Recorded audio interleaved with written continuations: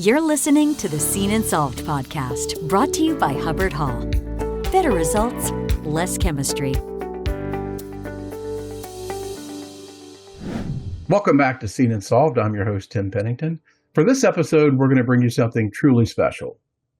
A conversation between Shelley Lusas, Director of Marketing at Hubbard-Hall, and Jeff Davis, who after more than 40 years with the company is now stepping into retirement.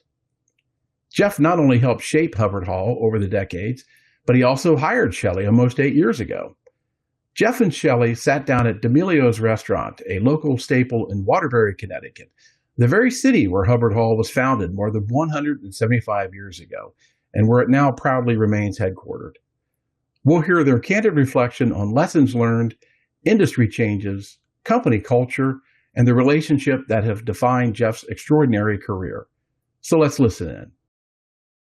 I'm Shelley Lusas, Director of Marketing at Hubbard-Hall, and 8 years ago I started working for Jeff, and although he has transitioned into a different role, I've continued to work with him, learn from him, and today we're at D'Amelio's in Waterbury, not our usual podcast spot, but we're here to socialize with intent and have some retirement reflections from Jeff on lessons he's learned, relationships he's built, and the expertise that he's learned along the way.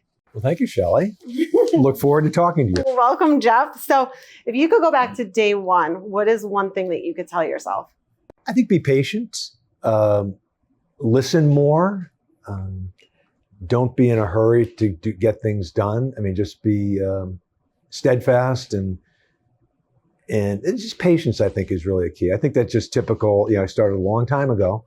And it was obviously at the time, we want to do things quickly and get it done. And I just, in reflecting back, just let certain things come to you. When you prepare, I think you're in better shape. And I think that would be a lesson for everybody. What's the one role that you never expected to have at Hubbard-Hall, but you're kind of grateful that ended up the way it was? Over the years, I've had almost every role at Hubbard-Hall. Even in during the summers in college, I worked in the warehouse, in manufacturing. And then worked in sales, sales trainee, product management. At one point, probably 15 years ago, I had purchasing reporting through me. And it was something that more than happy to do. Obviously, as a team member in a small company, you have to be willing to take on a lot of different roles. And it's just trying to get insight and information from people, regardless of what their position is. And I thought it was a great learning experience for me. So post those 15 years, where did you go after purchasing? We used to have a facility in Rhode Island, so I came up through sales and marketing there, general management Rhode Island. Then I took over the distribution division, which included the procurement, called purchasing at the time. And since then, I took over as chief marketing officer for a while. And then 5-6 years ago, got all the Northeast, responsible for all the Northeast sales and marketing. Well, not all the marketing. You do most of the marketing, Shelley. Which era of your career has taught you the most, and why? I think the first decade, I would say. I think it's, people look at me now and think they ask me a lot of questions because of your tribal knowledge. Well, in order to get the tribal knowledge, you have to start somewhere. So I think it's like learning any new skill. You get better and better at it the more mistakes you make and the more that you rely on other people. And I think that first decade was really where there was the most, changing from, college to working world, and then having a young family and that kind of thing just became more important. Just you kind of grew up. So I grew up in the industry. What's the biggest change that you've seen in the industry during your time? The biggest change is probably the effects of environmental regulations, whether it's OSHA or EPA or DOT. There seems to always be something that's changing. Which makes it more difficult. But I think in our industry, change can be good because change reflects you have to do something different. And Hubbard-Hall has always had our customers' best interest at heart in that they need to change to a different chemical, a different solvent or cleaning process. And we've always been kind of on the cutting edge to make sure we had the next best thing that was available that would meet some of those regulations. What's the one thing that you learned that stuck with you outside of work? There was someone that I worked with a long time ago, and he was, people say, "Oh, I was so lucky to get that business, or so lucky for this position." And I remember he had a plaque on his office wall that said, luck is where preparation meets timing. I mean, so it's all about if you're prepared and you're ready for things to happen, then it's not necessarily luck. You were prepared all along. So I think that's really the key. So what's the funniest thing that ever happened to you at Hubbard-Hall? 42 years is a long time to think back on. Way back, when I first started, we'd have annual sales meetings. And my boss at the time was not a golfer, but we went to a golf outing and I was responsible for putting the foursomes together and getting the golf ball put together. So this person had gone to the driving range and practiced and everything. So we get on the first tee and everyone's around and I put his ball down on the tee and he goes to hit the ball. And it was an exploding talcum ball tee ball. So he hit it, puff of smoke. He didn't realize, he thought he crushed the ball. And we had a video of it and you could see the ball just explodes. It was just a lot of fun. And he was a good sport about it too, because he was my boss. So, about 10 years ago, we brought on a distributor in Mexico. And it was, I remember going there obviously nervous because I wasn't going to Cancun or Cabo. I was going into Mexico City and Monterrey with the distributor. And we had recently hired an engineer, a chemical engineer that lived in Monterrey, and traveling around with him was hilarious. It was kind of, one serious note was you saw the globalization of a lot of businesses because driving around Mexico, I saw many, many companies that used to have headquarters in the US. And you saw their names on these brand new buildings in Mexico. And it was like, okay, so at least they're still in North America. And there's a way that we can now sell to them again. Traveling with the various, many good friends in Mexico. And I didn't speak very good Spanish. And they would oftentimes, it's kind of like My Big Fat Greek Wedding. When the cousins mention to the guy that's marrying the daughter to say something in Greek and they give him some swear words. Well, that's what they kind of set me up with in Mexico is at a bar talking to somebody and selling like things you're not supposed to say in public. And, they got a big laugh at my expense, which was fine. So it was fun.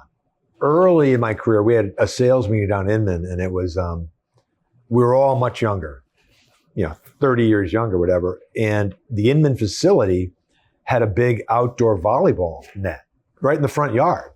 So during the sales meeting, we had meetings inside, then we go outside and there's had to be 20 of us. So many people, we had to have different rounds of people playing volleyball. And they think back the last time we'd been there, you see any of these people out here playing volleyball? Have a heart attack. So just the way it goes.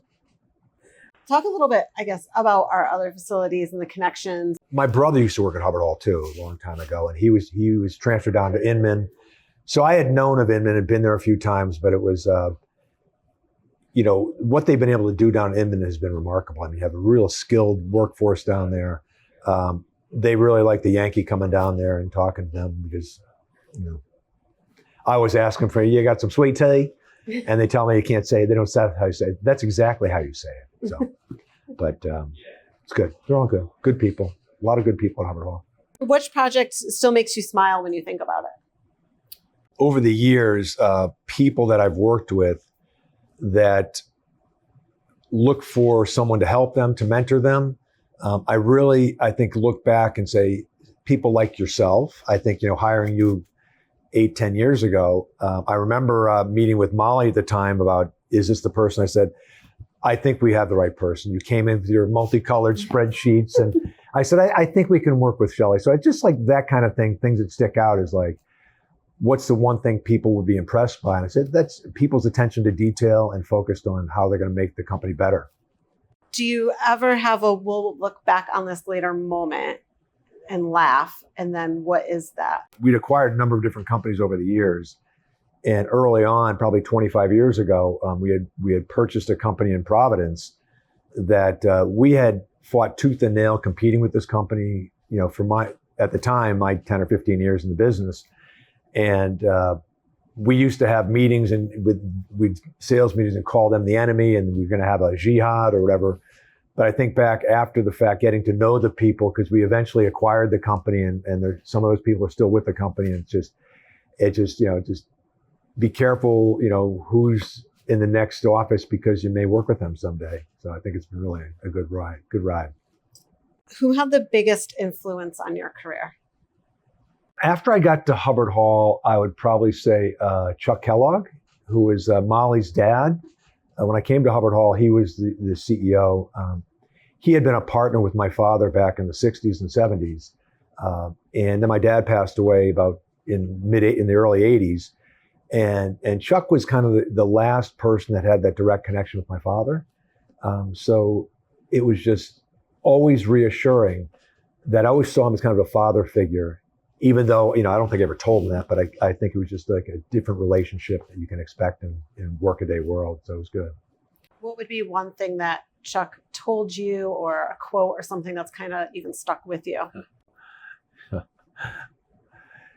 Chuck said to me once, he goes, "You want to make more money, don't spend it." Like, well, okay, that's interesting. But, I've got 2 young kids, Chuck, but I think it was fun because he was old school, and he was very concerned about the people that worked for him. And he treated the whole company as a family. And that was reflected in everybody that's been at Hubbard-Hall. So you talked about your father being a part of the business. Talk about a little bit around his, helping get the company back to, people owned. And Hubbard-Hall, 175 years old. I think there was a period of time, maybe in the 50s or 60s, that it was owned by a public company. And then my dad came from DuPont and was working as a sales manager. Chuck had asked him to come. So then they bought it back from the public company in the early 70s. It was Chuck and his father, Fred, and my dad had partnered to buy the company back from the public company, and obviously made another family business again. And I think, so this will be, when I retire, that'll be 60 years. There's been somebody in my family's worked for the company. So it's been a long ride. So Jeff, rumors, your father's buried under the flagpole. True or not true? I don't know where those rumors came from, or do I? No, I think, so we had, after my dad passed away, we had a ceremony at the flagpole, and Chuck had put a flagpole in the front of the building, and then a plaque in front of it for my dad. So, then you fast forward 20, 30 years, any new people who were out there would come to Hubbard-Hall, would ask me about the plaque. So after I had mentioned it many times, I finally just said, well, I think he's buried there. So now it just becomes part of the lore, if you will, at Hubbard-Hall. But he isn't buried there. So. How has solvent changed or shaped the way that we face our challenges at Hubbard-Hall? Well, I came to Hubbard-Hall from a company at the time called Diamond Shamrock that was a big manufacturer of methylene chloride degreasing solvent. And Hubbard-Hall at the time was, I think, their largest distributor in the country. So we had a deep vested interest in solvent degreasing in the local economy, where there's aerospace and automotive and a lot of heavy industry. And I guess at the end of the day, Shelley, it's no one would want to live near a company that's using something that's going to poison the water, the air, or the environment. So we have really a commitment at Hubbard-Hall to make sure that everyone can go home at night the way they came in the morning, as safe as possible. And I think we feel that way for the entire community we serve. Which market shift has surprised you the most, and why? When I started Hubbard-Hall in the Northeast United States, you've heard about the Route 128 technology highway around Boston. Back in the 80s, that was really focused on semiconductor customers, printed circuit board customers, people making computers and laptops, and they all made printed circuit boards. And there were dozens and dozens of printed circuit board companies in and around Boston. Almost all those are gone now.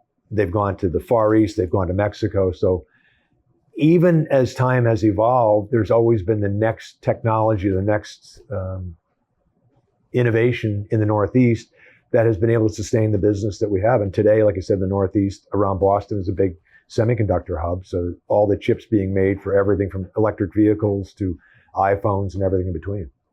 If you had to explain plating to someone that was sitting at the bar here, well, how would you explain it to somebody, that whole business we live and thrive in? Well, electroplating is just a method that's used to put a conversion coating on top of a substrate, meaning typically a piece of metal, whether it be for jewelry or whether it be for aerospace or automotive. You're trying to improve the surface of that metal for various reasons, whether it be decorative or or corrosion resistance or something like that, you electrolytically apply a metal like a nickel to a brass piece of hardware, if you will, like anything for aerospace, plumbing supplies, for various reasons. Typically, it's for corrosion resistance or for aesthetics, for make it look better. Jeffrey, when I first started working with you, we came up with the trilogy, and we spent countless hours redeveloping a website at one point, sitting in the small conference room. I remember that. How would you go back and explain what Hubbard-Hall does at a very base level to elevator pitch to somebody? The trilogy, obviously, from our perspective, I mentioned metal surface. I mean, so all of the things we do are about metal treating or surface treating, if you will, if it's non-metallic. So the cleaning is how do you remove contamination from the surface of a metal. The finishing is how do you improve the surface of the metal, whether it be for aesthetics or for corrosion, like I said. And then the treating is how do you remove the contamination you put in the water to make that metal better.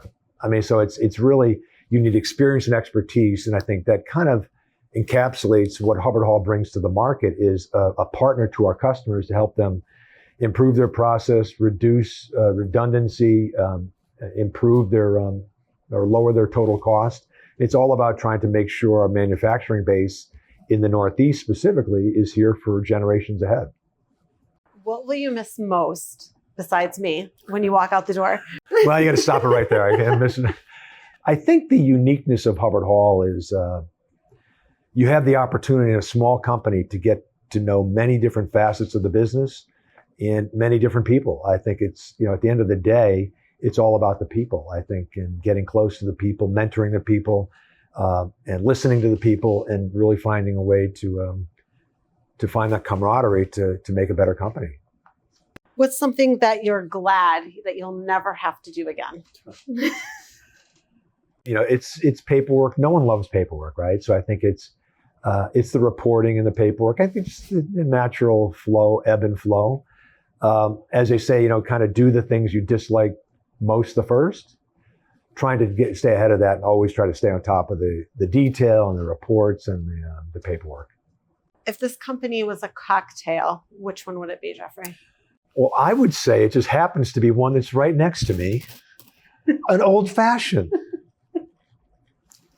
I would say it's only because you can't have survived 6 generations, 175 or 176 years now, without really having a foot in both locations in the past and the present, and then the future obviously is critically important. I think Hubbard-Hall has really defined itself by some old-fashioned values and always looking to the future, trying to, whether it's the digital age or whether it's how do we improve the process, and artificial intelligence will make us better, but it's not just artificial intelligence for the sake of new technology. It's how it's going to make us better and help us improve our processes.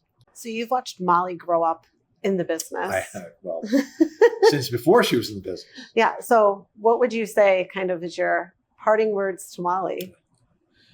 Stay the course. I think she's done an extraordinarily good job at making the most of people and helping people get the most out of themselves and the people surround them. I would suggest, the only thing I'd really suggest, kind of tongue in cheek, is that maybe we change the wallpaper in the conference room. That'd be nice. Perfect. What's your hope for the company in the next 40 years? As it continues to evolve, staying one step ahead of the local economy, in that, what's the business going to be prevalent in 40 years? I don't know, but I think, you've got a significant brain trust in the Northeast US as well as the rest of the country and around the world, that I think leveraging what we do best is helping, partnering with end users to try to find better ways for them to maximize their efficiency, to help everyone make money, because if it's not profitable, there's no use in doing it. And I think finding a way for your grandchildren to find a way into this business. So Jeffrey, as we think about metal finishing, we'll go specific to Northeast because that's where you've lived and breathed your career. What do you see as kind of the future, if you could crystal ball it? I think what the Northeast has excelled in is innovation, and finding new ways to maximize the efficiency of what's here. And when I say that is because there's such a significant concentration of universities and college in the Northeast. And that's where a lot of the innovation and technology comes from. I don't think the Northeast has ever been expert in scaling it up, only because there's significant cost factors, there's a lot of different things going against the Northeast. But I think the people and companies that choose to stay here have done an extraordinarily good job. I think we've gone from, right here in Waterbury, this was the brass capital of the world.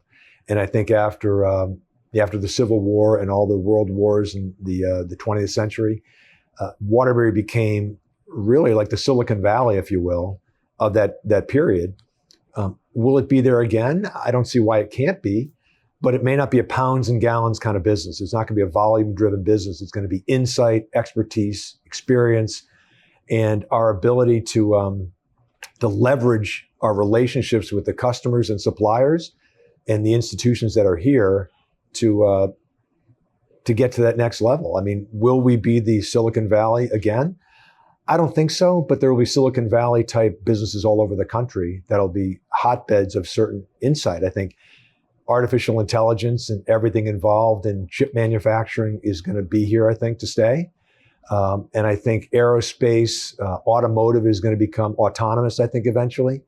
EVs aren't necessarily here today, but I think that's, based on what China's doing. It will be in my lifetime. And I think, for our kids and our grandkids, there's a bright future, but it's just going to be different than it was, which is okay. No one said it's got to stay the same. And, the only thing they say, who likes change, right?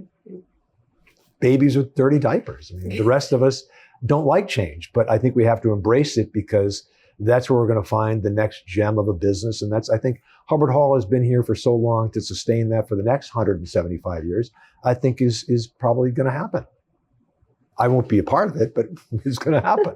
So Jeff, thanks for joining me here at D'Amelio's today to, have a little cocktail, a little socializing with intent, reflecting on the time that you've shared and dedicated with Hubbard-Hall. And I'd like to thank you personally for all the growth that you've shared and knowledge you've shared with me. So I think Hubbard-Hall's in good hands, Shelley.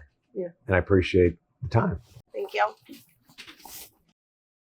Jeff, to all of the many lessons that you did or didn't teach me. Didn't? Thank you, Shell. Jeff's impact on Hubbard-Hall and the people around him is undeniable. As he closes this chapter, his reflections remind us that success is built on patience, preparation, and people.